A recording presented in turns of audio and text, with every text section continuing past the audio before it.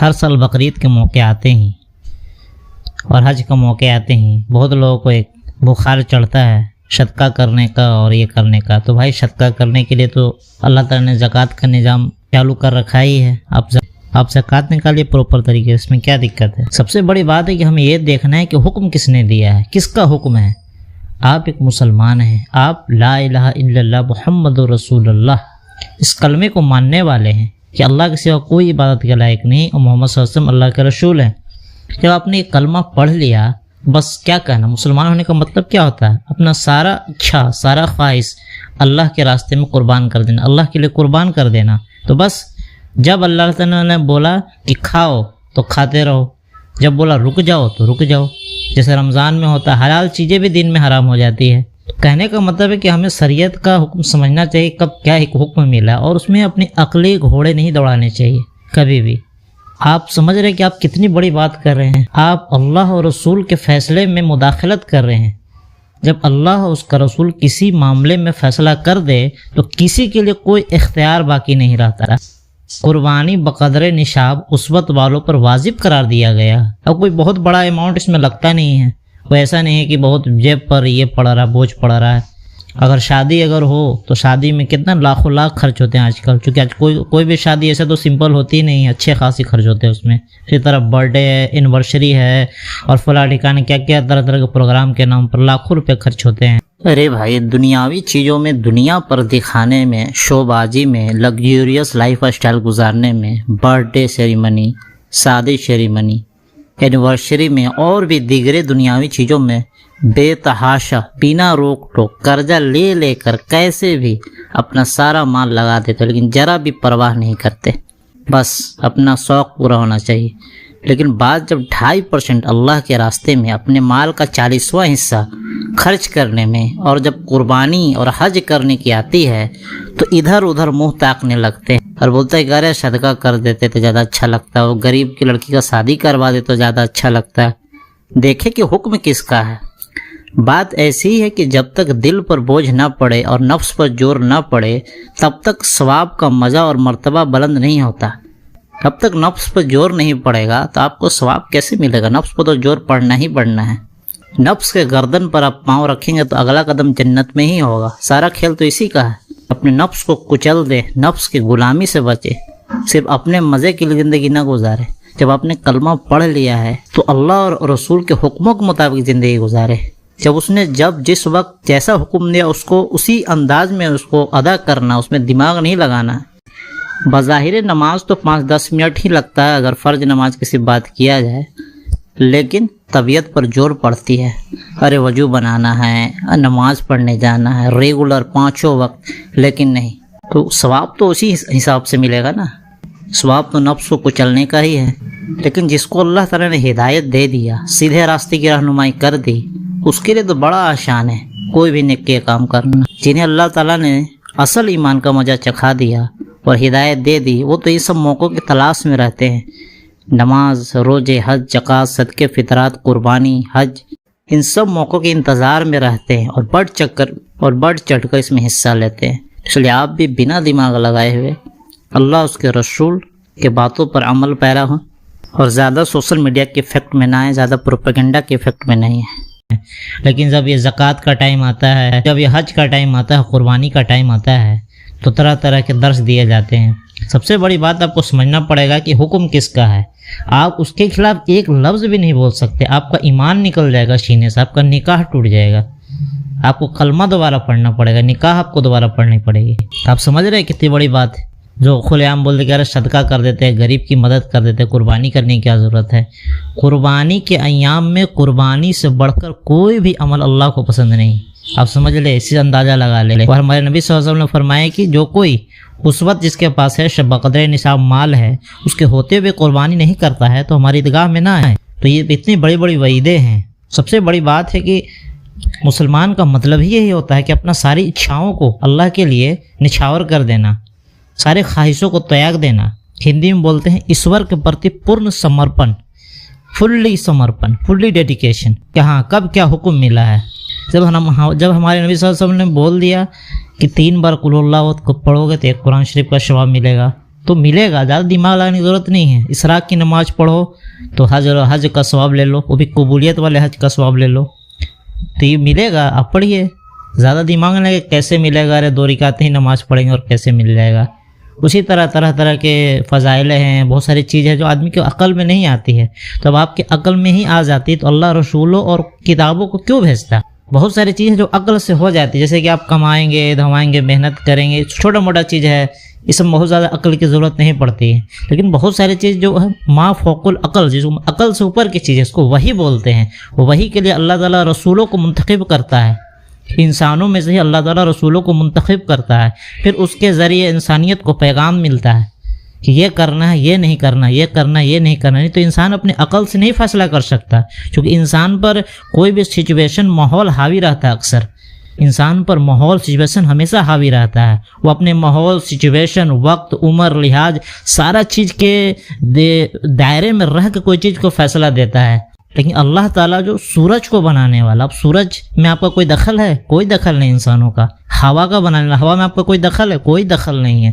سمندر میں آپ کا کوئی دخل نہیں ہے. اسی طرح تمام کائنات یونیورس کی ہر چھوٹی چھوٹی چیز میں آپ کا کوئی دخل نہیں ہے. کیا آپ نے بالوں کے ایک ایک ذرے کو بنایا ہے؟ کیا آپ نے درختوں کے ایک ایک پتے کو بنایا؟ آپ نے نہیں بنایا ہے. کیا زمین میں جو بیج ڈلتی ہے اس کو پھاڑ کر زمین سے اوپر آپ نے اس کو بڑھایا ہے؟ نہیں بڑھایا ہے. کیا آپ روٹی کھاتے ہیں، آپ کے بدن میں وہ پھر طرح طرح کے فارمیٹ میں چینج ہوتا ہے، کوئی خون بن جاتا ہے، کوئی مانس بن گیا، اس طرح کوئی چیز برباد ہو گیا، ختم ہو گیا. یہ سب سسٹم آپ نے بنایا ہے؟ نہیں، یہ اللہ نے بنایا ہے. تو اسی اللہ نے آرڈر دیا ہے اپنے رسولوں کے ذریعے، اسی اللہ نے آرڈر دیا ہے اپنے نبی کے ذریعے کہ قربانی کرو.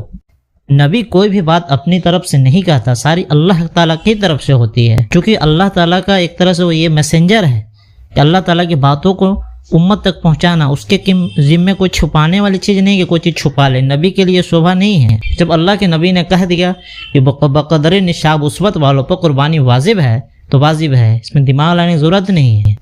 جب بول دیا گیا کہ رمضان کے روزے آ گئے ہیں، اب حلال چیز بھی، اندینہ میں تو حرام چیز بھی منع تھا، حرام چیز ہی منع تھا کہ حرام چیز نہیں کھاؤ، لیکن رمضان کے روزے آ گئے تب حلال چیز بھی دین میں منع ہے کھانا. یہاں تک کہ بیوی جو حلال ہوتی ہے اس سے بھی ریلیشن بنانا منع ہے.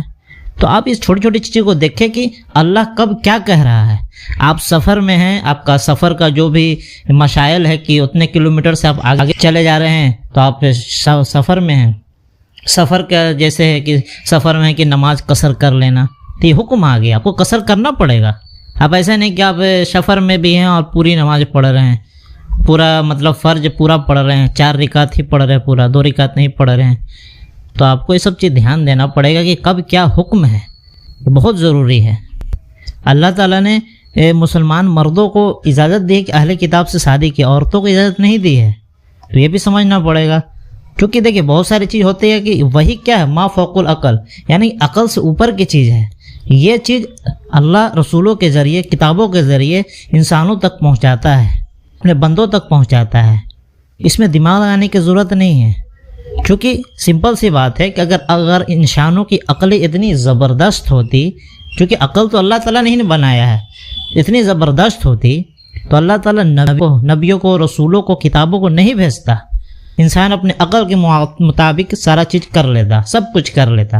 اب دیکھیے کہ ٹخنے سے اوپر کپڑا پہننا ہے مرد کو، تب اس میں کوئی لاجک پوچھے گا تو لاجک کیا، اللہ کے رسول نے بول دیا، بس کام ختم. اس میں دماغ نہیں لگانا ہے. مردوں داڑھی رکھو، داڑھیاں بڑھاؤ، مچھو کٹواؤ، بس اس کو آپ فالو کر دیں، دماغ مت لگائیے. آپ کتا گھر میں مت رکھو، بس نہیں رکھنا ہے. تصویر نہیں رہنا چاہیے کوئی بھی زندہ چیز کا گھر میں نہیں رکھنا ہے. بس اس میں دماغ نہیں لگانا کہ کیا انالیسس ہوگا کیا، کیونکہ دیکھیے سمپل سا کانسیپٹ ہے. اگر یہ مطلب آدمی ریسرچ پر بیٹھ جائے تو لاسٹ میں اسلام کی بات ہی پوری ہوگی. لیکن ریسرچ پر ہر ڈپارٹمنٹ کا آدمی بیٹھے، جیسے کہ سائیکولوجسٹ بیٹھے، اسی طرح اینتھروپولوجسٹ بیٹھے، اس طرح جتنے بھی ڈپارٹمنٹ جو دماغ سے جڑا ہوا ہے، سائنس سے جڑا ہوا، ہر کا ماہرین بیٹھے اور کوئی حکم اسلام کا ہے اس پر ریسرچ کرے اور پورے دیش کا ڈیٹا لے کر آئے. جتنا بھی اس ڈپارٹمنٹ سے ریلیٹڈ ڈیٹا ہے، بڑے پیمانے پر چھوٹے پیمانے پر لے کر آئے، اور لاسٹ میں وہ اسی بات پر وہ آئے گا کہ اسلام کی بات حق ہے، سچ ہے، ایک دم صحیح ہے، اس میں کوئی کمی نہیں ہے. لیکن بات ہے کہ ہر آدمی اتنا پڑھا لکھا نہیں ہے، ہر آدمی اتنا ریسرچ کیسے کرے گا؟ زندگی ایک ہی زندگی، کتنا ریسرچ کرے گا؟ ہر آدمی ریسرچ کرنے پر آ جائے تو پھر پاگل ہو جائے گا. ہر چیز پر ریسرچ کر رہا ہے.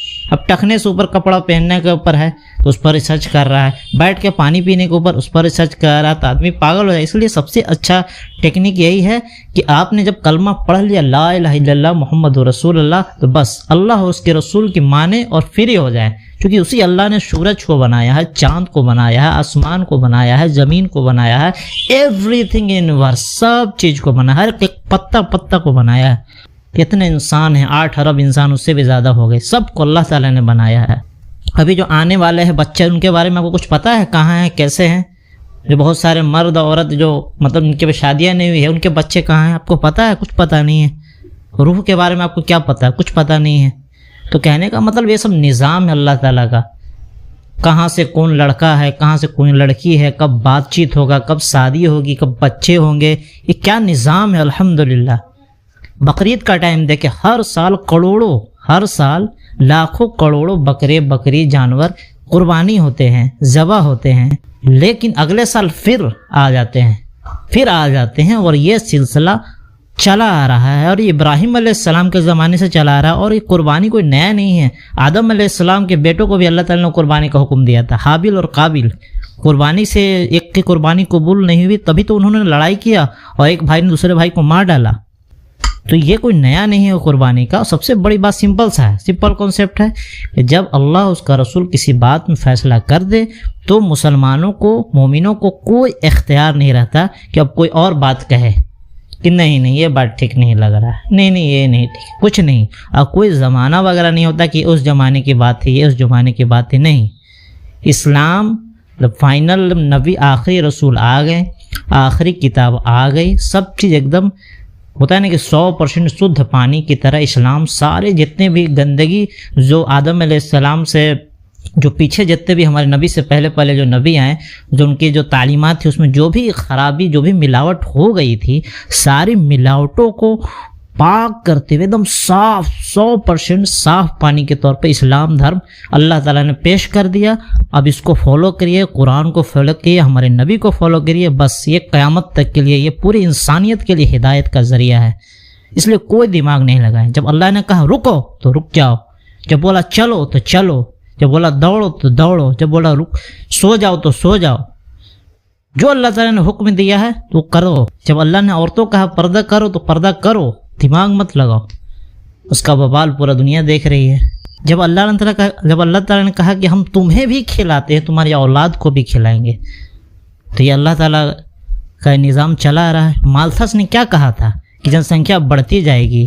1860-70 کے آس پاس یا 19ویں شتابدی میں مالتھس ایک بہت بڑا مالتھس نے ایک تھیوری دیا تھا کہ جن سنکھیا بڑھتی جائے گی، پاپولیشن بڑھتی جائے گی، اور لوگ ہوتا نا کہ سارے ریسورسز جو ہے ورلڈ کا یوٹیلائز کر لیں گے، ابھی دھیرے دھیرے ختم ہو جائے گی، بھوکمری مر جائے گی، غریبی بڑھ جائے گی. لیکن کیا ہے، اس سے 10 گنا سے بھی زیادہ آبادی ہوگی، 8 ارب سے زیادہ آبادی ہوگی. لیکن پوری دنیا الحمدللہ کھا رہی ہے، پی رہی ہے. وہ ایسا تو نہیں ہے کہ 8 مطلب ایسا نہیں کہ آدمی مر جا رہا ہے، پٹاپٹ مر رہا ہے، ایسا کچھ نہیں ہے. الحمدللہ ہوا بھی وہی مقدار میں ہے. کاربن ڈائی آکسائڈ کا لیول تو آپ کو پتہ ہی ہوگا کتنا کم پوائنٹ میں ہے. اس کا ایک بھی پوائنٹ اگر ادھر ادھر ہو جائے گا نا تو پوری دنیا میں آدمی جینا مشکل ہو جائے گا. اتنا زیادہ گرمی ہو جائے گی دنیا میں. اللہ تعالیٰ یہ نظام چلا رہے ہیں. آپ دماغ نہیں لگائیں، آپ بس قربانی پر فوکس کریں. کہاں سے بکرے آئیں گے، کہاں سے جانور، کہاں سے چوپائے آئیں گے، کہاں سے جانور آئیں گے، سب اللہ تعالیٰ انتظام کر دے گا.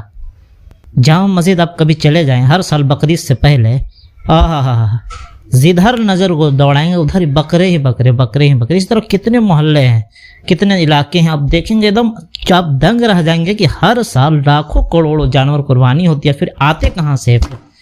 اس سے پتہ چلتا ہے کہ کوئی چلا رہا ہے اس نظام کو. الحمدللہ. اور نظام چلانے والا واحد ایک ہی ہے، اکیلا ہے، the one and only اللہ سبحانہ و تعالیٰ. جب اللہ سبحانہ و تعالیٰ کے فیصلے ہیں تو آپ کیا اس میں دماغ لگا رہے؟ آپ کریں قربانی، اس میں دماغ نہیں لگائیں. آپ کا ایمان سخت ہو جائے گا. جب اللہ کے فیصلوں میں آپ نکتہ چینی کریں گے تو آپ کا نکاح، آپ نے اگر شادی کر لی، آپ کا نکاح بھی ختم ہو جائے گا، آپ کو پتہ بھی نہیں چلے گا. کوئی نکاح میں کیا ہوتا ہے، لڑکا لڑکی آتے ہیں، بولتے ہیں قبول ہے، بس اللہ تعالیٰ کے فرشتے سب مہر سائن لگا کے ایک دم کلیئر کر دیتے ہیں.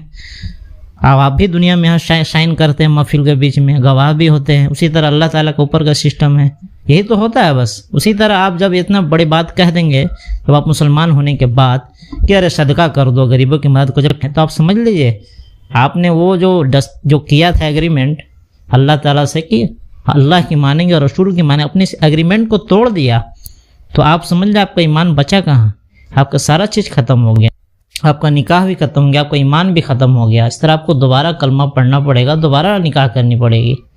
تو یہ سب چیز چھوٹی چھوٹی چیزوں پر دھیان دیں، صرف طلاق طلاق طلاق کہنے سے نکاح نہیں ٹوٹ جاتا، اور بھی بہت سارے ارکان ہیں اسلام کے، جتنے بھی ارکان جب اللہ اور رسول نے جو بول دیا ہے اس میں آپ ذرا بھی ادھر ادھر کریں گے تو سمجھ لیں کہ آپ کا پتہ گل ہے۔ اس طرح سے چیزوں کو سوچ سمجھ کر بولیں، ناپ تول کر بولیں، ہر چیز کا ایک وزن ہے،